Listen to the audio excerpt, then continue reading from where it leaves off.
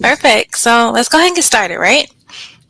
So, hi, my name is Marlaina Love, and I'm a software project manager at Danfoss Power Solution.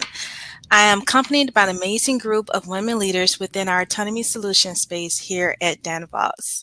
For those who are unfamiliar, Danfoss Power Solutions is a world-class provider of mobile hydraulics serving the construction, agriculture, and other off-highway vehicle markets. With our high quality components and partnerships with our customers, we create innovative solutions allowing vehicles to push, pull, propel, lift, and haul, building and developing the world around us.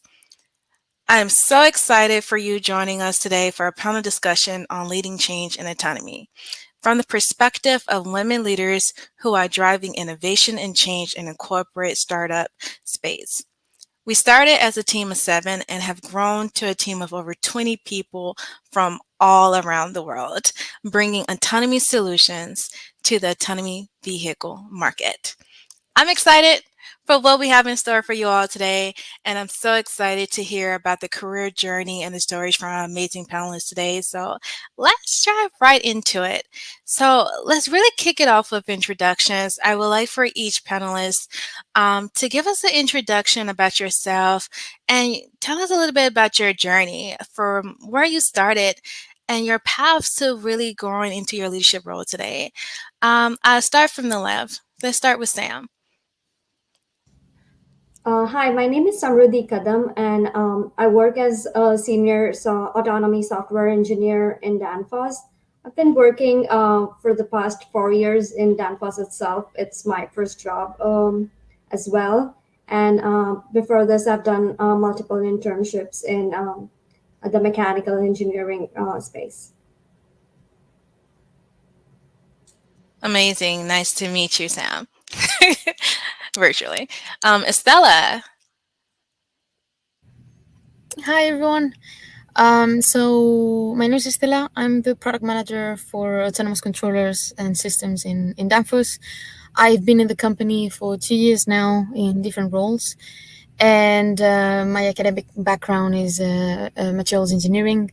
I'm based in Boston, in Massachusetts, and before joining the company, I also had some professional experience in a way smaller company or maximum 10 people, and yeah, I think I have a pretty good overview on what it's like working in different environments. Amazing. Next, I have Emily. Hi, I'm Emily Pahn. I'm an autonomous systems engineer here at Danfoss. I've been in this role for about 3 months now, and been with the company in other roles since 2019. My background is in mechanical engineering. Before I joined at Danfoss, I worked at a startup sporting goods company here in the Twin Cities, again with like a max of 10 people. Working in different areas as a product engineer, but also working in manufacturing, distribution, and some market research. Absolutely. And Shelley. Hi, everyone. My name is Shelley Nation. I currently lead our systems and machine learning teams here in the Autonomy group at Danfoss. I've been with Danfoss for about 13 years now. I joined also out of college. My background is in mechatronics and controls and also software. And when I started with Danfoss, I was doing controls development for one of our intelligent hydraulic valves, and kind of evolved over those 13 years to take on more leadership roles. And then this is my first management of people role. I started in October, and it's been an exciting journey for sure in that space. But it's been, I think over time, I guess speaking to your question a little bit, Marlaina, about leadership, just trying to understand how to help people develop and grow, and also how do we help the organization meet the goals that we have, and how do we leverage the people that we have and the resources we have to get there. Absolutely. Thank you. So excited to have you all on the panel today. Sticking on the topic a little longer, each of you are considered leaders in your respective right. So why leadership, or how did that leadership role came to be for you?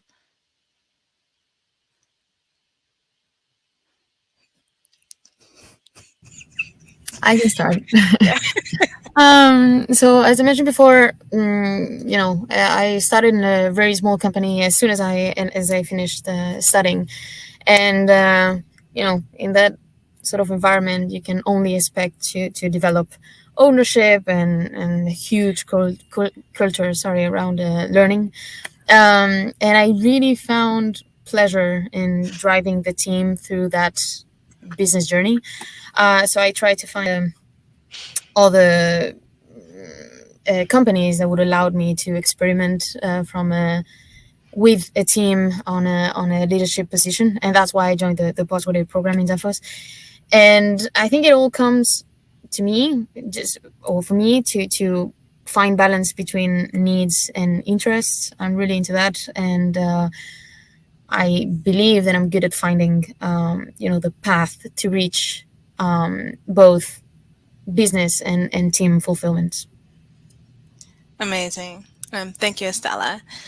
So, as you may know, the theme of this week is Twin City Startup Week, and today's track is about product development.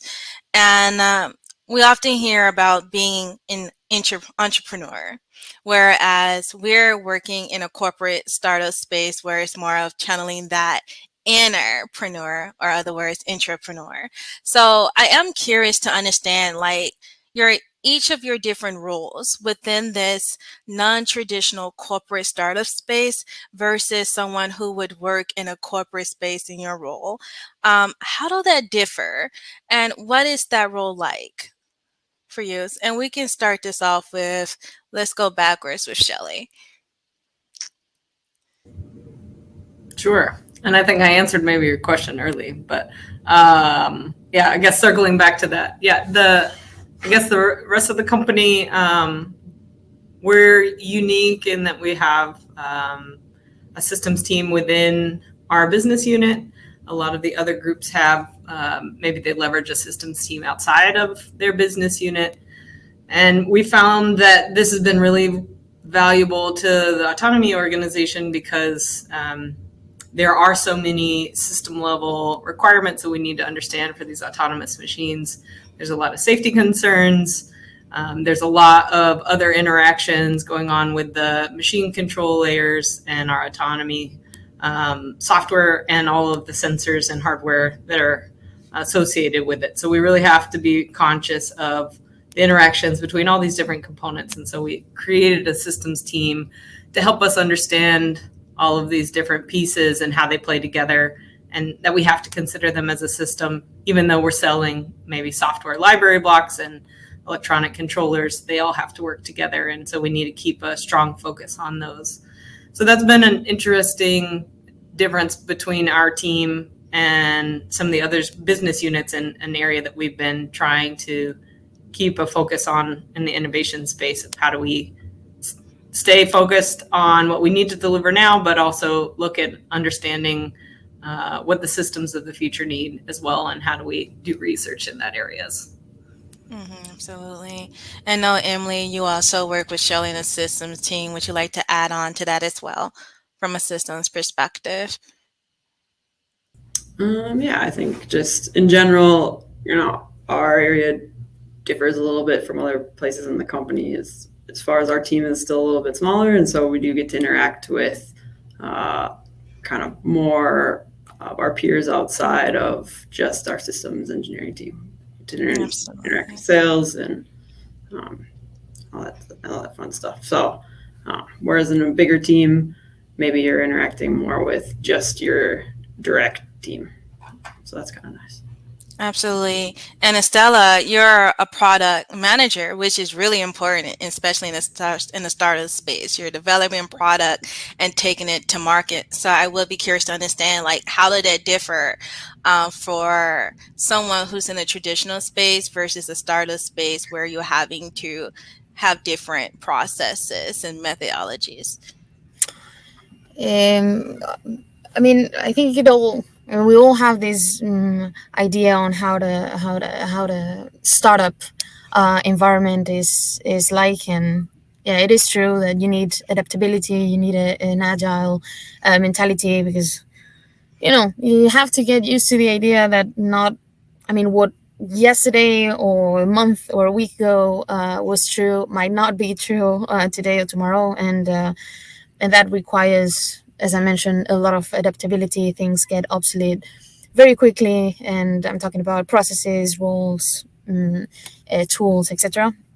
And also, I believe another thing that you have to get used to is just an intense timeline that Shelley was talking earlier.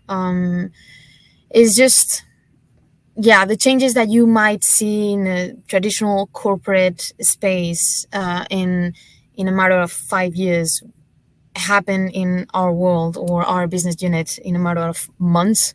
So, teams change and grow, and knowledge evolves, and business opportunities come and go. So you need to stay relevant, and it's important to keep that in mind. Absolutely. And for Sam, as a developer, I know it's like pretty much the most popular sought after role when it comes to an organization. And as I mentioned earlier, our team started with just a team of 7 people, and now we have grown quite a bit within the last year or so. So I am curious to hear, as a developer perspective, what were some of those differences that you saw, and how did you have to change and adapt to saying, oh, we just can't say, okay, let's go build something, take it to market. We now have a little bit more structure. Sure. So, yeah, as you said, when I started, we were a team of 6. There were 3 people at the managerial role and 3 at the technical role.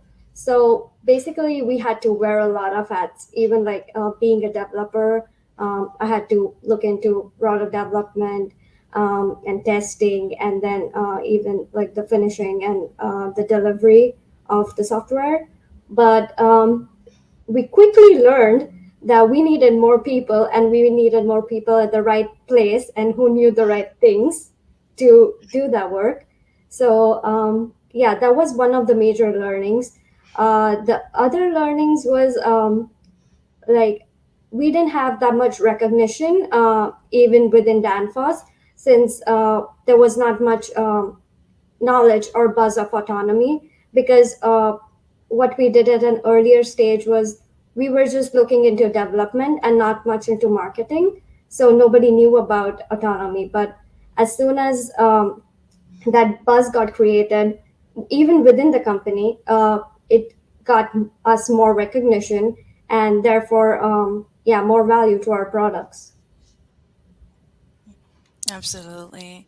And we're going to talk a little bit deeper about that when it comes to like product requirements. So within here in our startup space, we're on that 5-year journey of where we went from just developing use cases and product based on what we think those market needs are, to being more revenue customer driven, where our customers are coming to us and saying what their requirements are and building products on that. So this question is more so for either Emily, Shelley, or Estela. How do you balance the goals of innovating in a corporate startup space that meets both the industry standards and the company standards when you're trying to develop those requirements and then deliver on that to either the market or the product, or even transitioning from a market-driven space to a product-driven space?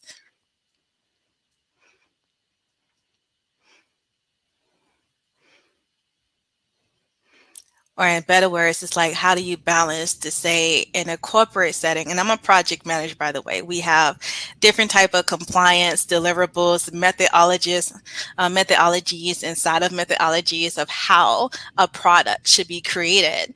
But when you're within a startup space, you have to kind of adapt a little bit to how a product can be created and when, and being more agile and flexible to that. So how do you balance that when you say, okay, this is what I know, the startup space, the agile world, what we need to do, versus being in a corporate setting where we still have to be compliant, we still have to have gate reviews, but we need to meet in the middle where we make both sides happy, but still deliver something to market.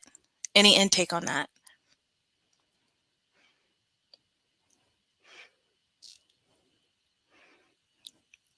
I'll pick one, Estela. Okay.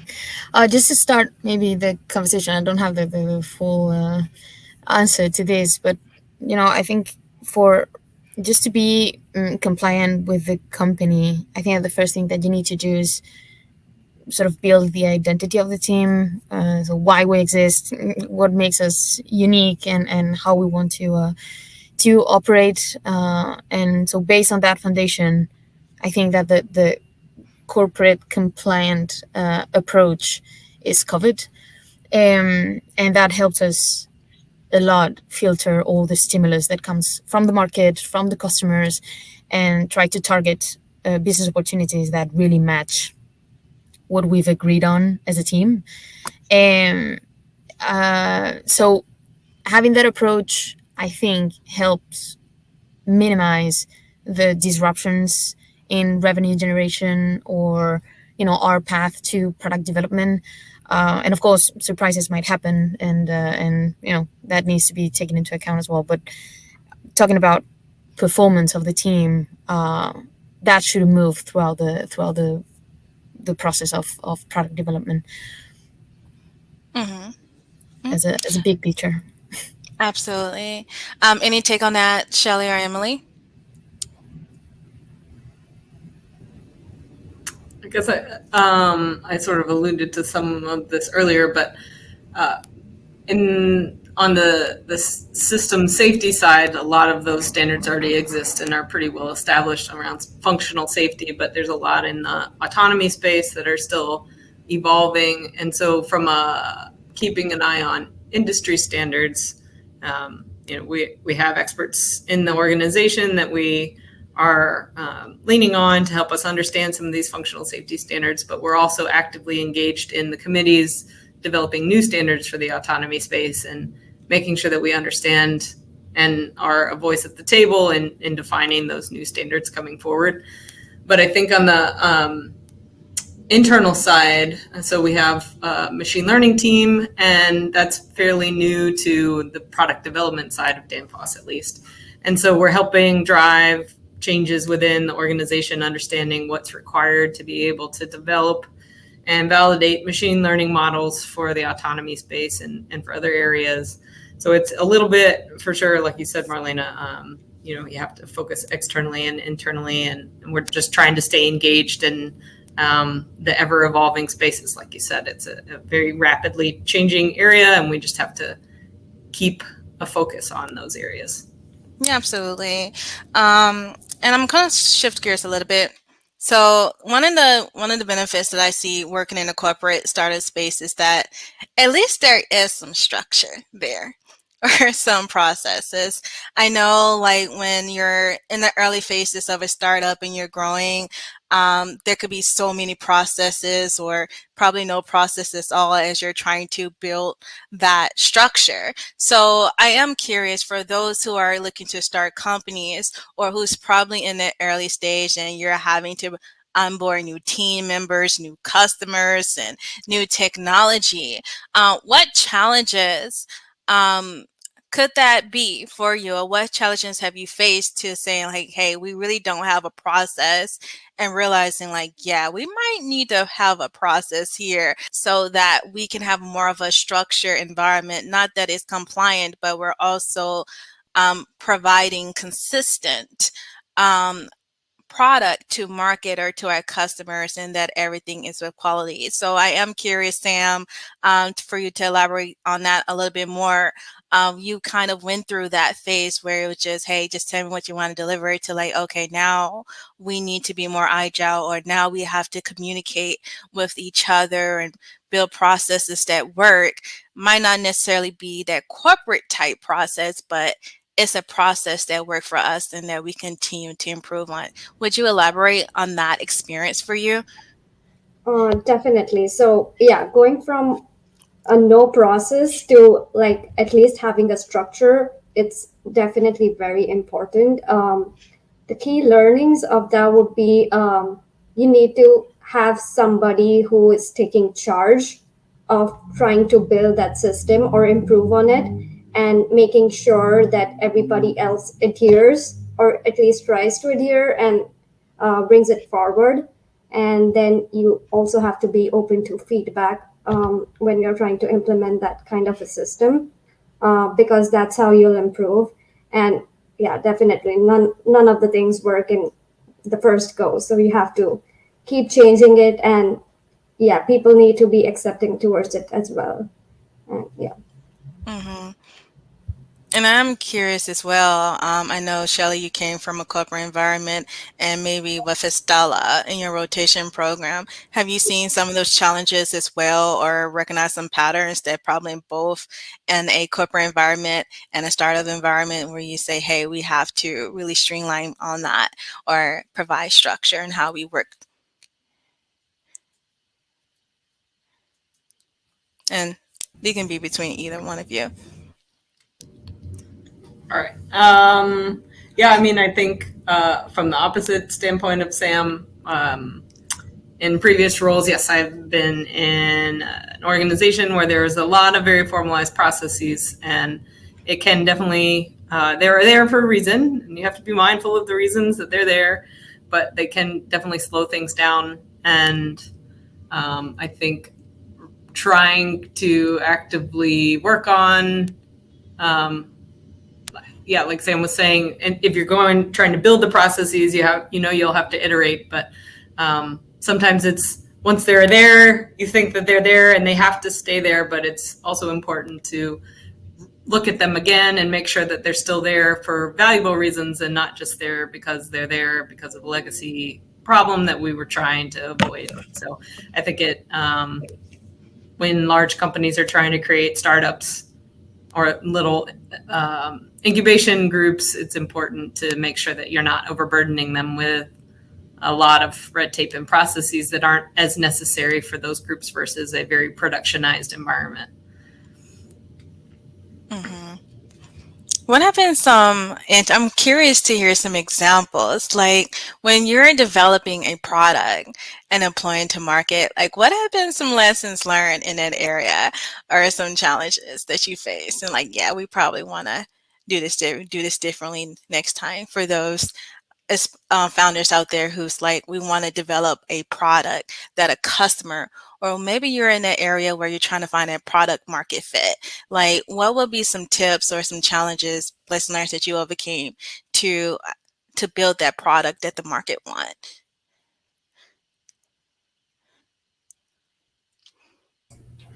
I think for me, some lessons learned of trying to get voice of customer early on in the product development process, and having kind of everybody who is developing sort of understand where these requirements are coming from and what our customers kind of want to see on the front end.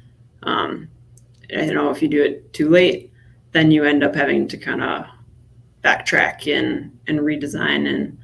And so having that up front and having everyone on the same page has been a lesson learned and an important part of developing, I think. And some communication pieces. Perfect. Kind of lost there. I think I have one more question, then we'll open up for questions. Our team here that I can't seem to open. So the next question I did have was around best practices and tips. And I would like to ask this to everyone because each of you represent a typical role, be it in a startup space or just a traditional corporate space, of what you do and how you add value. So I'll start from the left again with Sam. As a developer, if you can talk about like the skill set and the values you bring to a team, and like what would be some of those best practices and tips you would advise founders who are looking for developers for their teams. Sure. So one of the key things in that would be communicating within the team, across teams, with anybody and everybody to get whatever feedback you can get to improve, and to make sure that you're on the right path, actually, because most of the times things change, and if you're not aware of it, it's going to backfire. So that's something I learned. The other thing is focus on the product and not anything else. in the sense that that's what is going to be delivered and going to go to the customer. So that's the most important thing. And yeah, you need that like a star. Mhm. Okay. Estela, product delivery, product management. Um, well, I guess, yeah, just a huge tool that sometimes we forget about is just common sense, relativized about the processes that you want to follow, what makes sense, what doesn't make sense. Don't make your goals as a leader just cloud your judgment of what's relevant for the team, and what's relevant for the company. And I guess that it's all about finding balance. And for me, that balance should be between potential and belief. So the potential side is exploring tech and what's out there and what we can use in to make our products better and give a better service to our customers. But the belief part is also important. Just, you need to make sure that the team is on board and that it all matches what the team wants to pursue and what the team is here to do. So yeah, that would be my advice. Hmm. Our systems, Emily, best practice. Yeah, I think for me, developing product best practice I like to look at is always thinking about the end user, thinking about how they're going to interact with your product, hoping that it's easy to use, and that realizing that everybody kind of has a different thought process and looks at things differently. So making sure that you can account for that while you're developing a product is very important. And then making sure that as you're developing that product, your initial why of why you started developing it doesn't drift throughout the course of the process. So constantly kind of revisiting the why we're doing things. Mhm. Interesting. Any methodologies or some really awesome best process flows that a person could follow to making sure that they're really staying on topic with that they are aligning to what the user wants? I think, making sure that when you define those requirements up front, getting that customer feedback in and hearing what they want, having that written down and having it in a place that everybody can see it, and being able to revisit it at different stages throughout your process is important. And then as well as during development process, you can still talk to customers and even maybe release betas with certain customers and make sure that it is performing the way that they had wanted to, or kind of doing a focus group to see that they can use it as it's intended to be used. Perfect. Shelley. Yeah, to piggyback off of Emily a little bit, one of the things we've been trying to do within the organization is build up test machines as early as possible with beta code, as Emily was mentioning, or even earlier kind of alpha concept software while we're not the end customers at all by any means, we have to be very mindful of that. If we can provide that feedback as early as possible, that can be helpful in trying to make the changes as early as possible and iterate when we can't maybe wait on a customer to get this on their machine and test it out. So it's been a space that we've been actively working on. We've got a number of different machines in different types and different places to try to get more test results and just get a feel for how things work together at the system level. Absolutely. So a question that came to mind was starting at that starting point, right? If we're first market driven, that we're researching, trying to understand what the customer want, how do you know who your customer is when you necessarily don't have customers just yet, but you're just doing it based off your market research? Like, how do you identify and find that customer? and go through your product development life cycle to deliver something to them that you think they might like?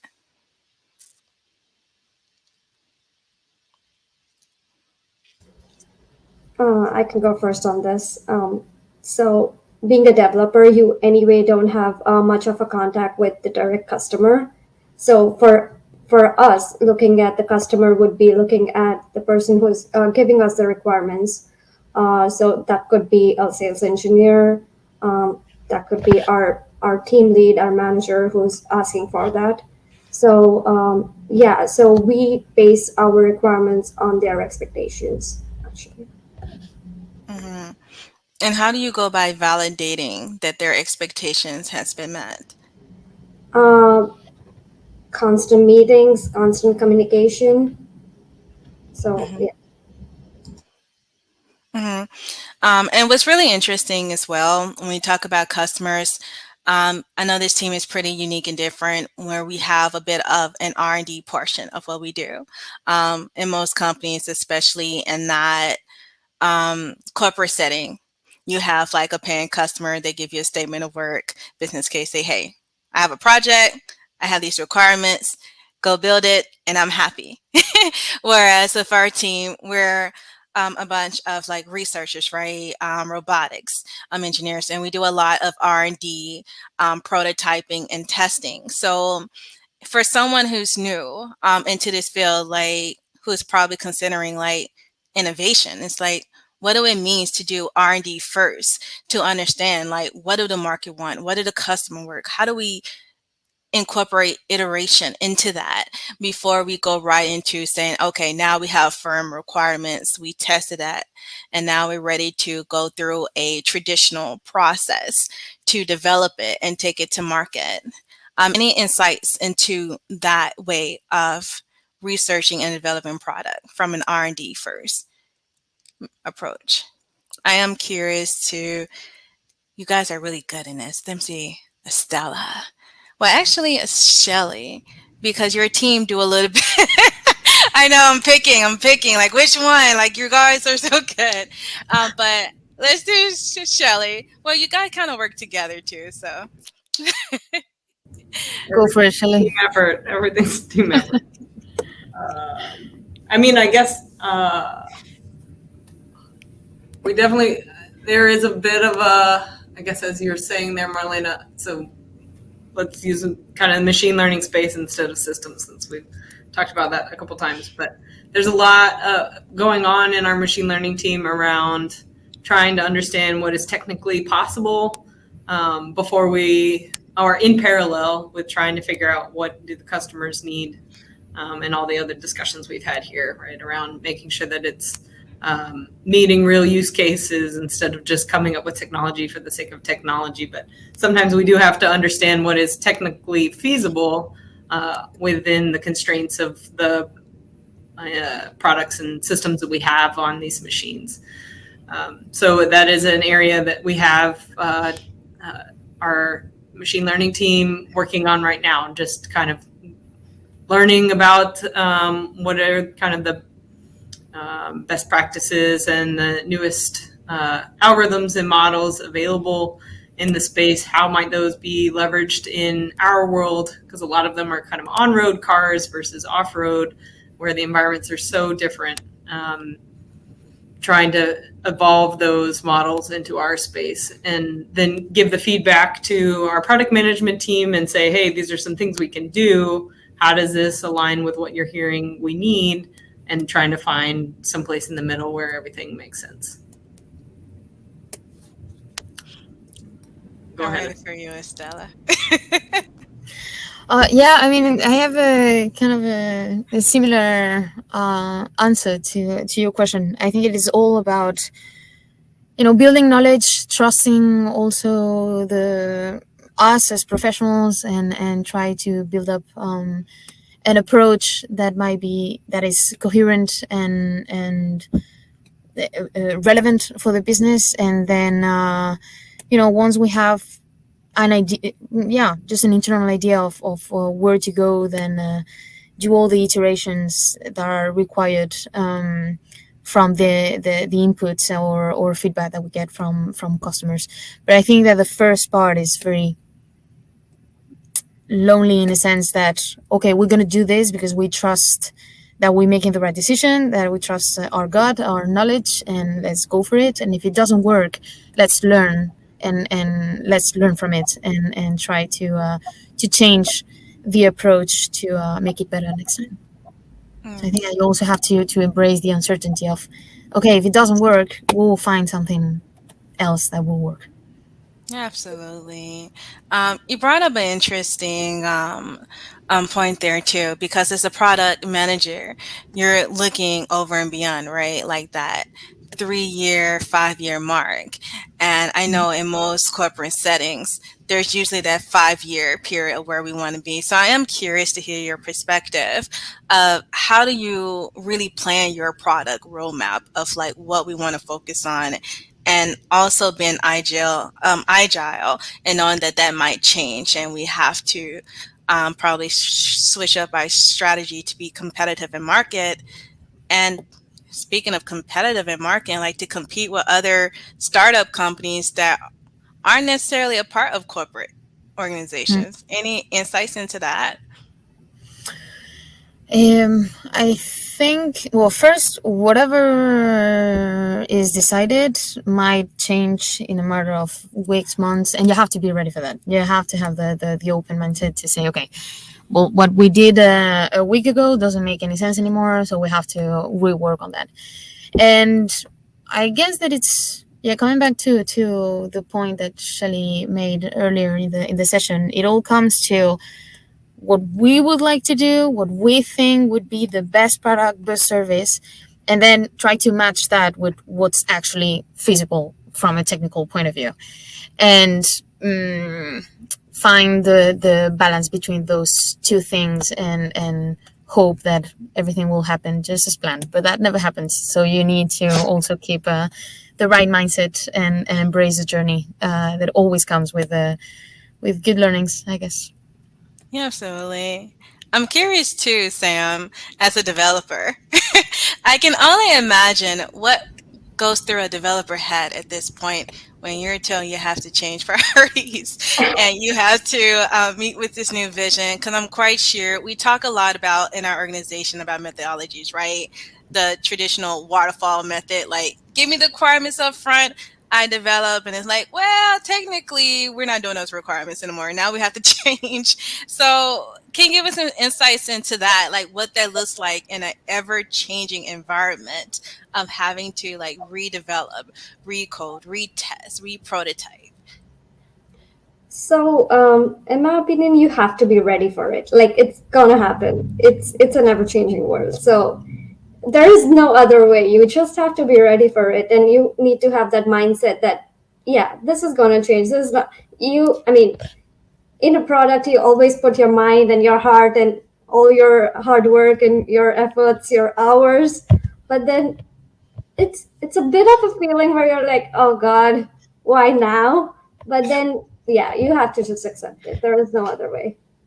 So, if you could give one advice to a founder out there that's looking to work with some developers, how would you communicate to them? Like, what would you tell them, especially when they say, hey, if you're thinking about hiring a developer to help bring your vision to life, these are some considerations there.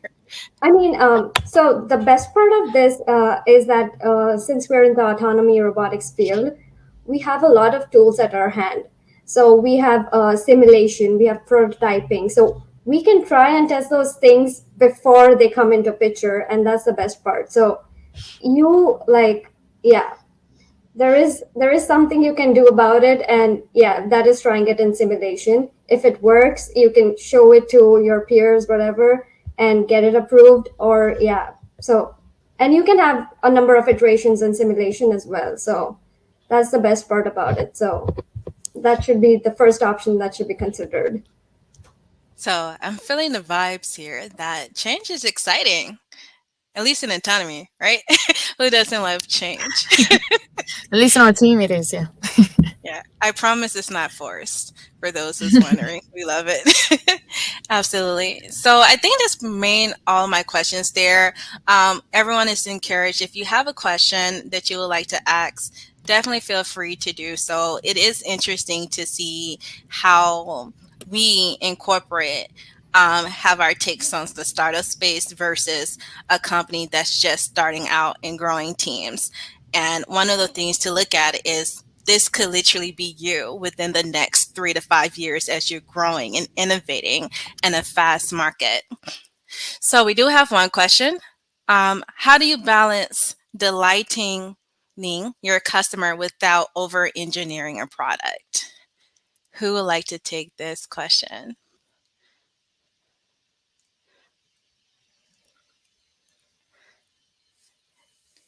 Give us a moment to warm up.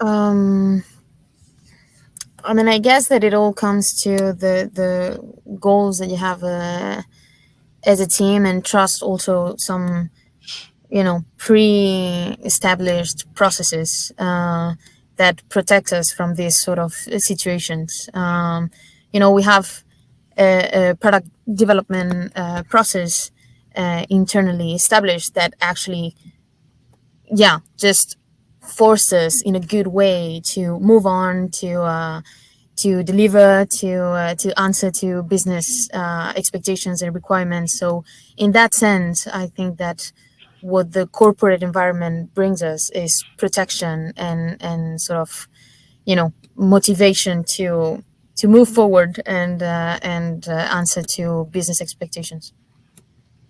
Absolutely. Thanks, Estela. Anyone else want to take that on?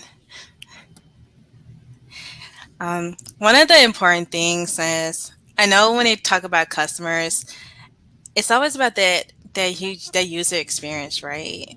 And design and keeping it simple and keeping your user first. Oftentimes in technology, we sometimes tends to forget about the customers. Not saying that we do, but just in general, when it comes to technology, it's like, are you designing with that customer in mind? Are you keeping that customer involved in your processes and really making that simple for them? Um, that is one thing that's coming to mind. There were comments there.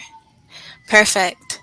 So I think that's pretty much what we have for today. And I just want to say thank you to the Twin City Startup team and to you amazing people for joining us today.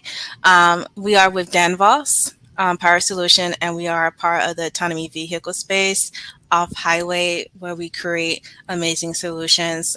In our session, you will see a link to join our to learn about organization, to join if we have positions open, and to really learn about corporate innovation.